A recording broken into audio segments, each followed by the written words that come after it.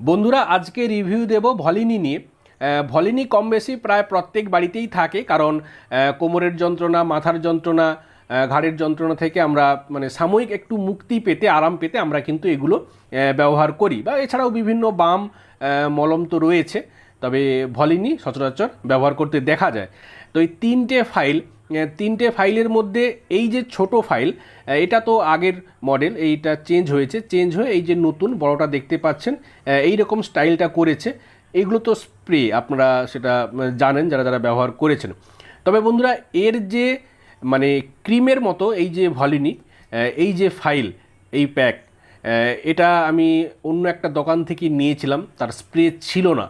তবে বন্ধুরা যে রিভিউটা আপনাদেরকে দেব, এই যে মলমের মতো করে মানে ক্রিমের মতো করে এই জিনিসটা মানে খুব ভালো কাজ দিয়েছে স্প্রের তুলনায়। মানে এর যে অ্যাকশন, সেই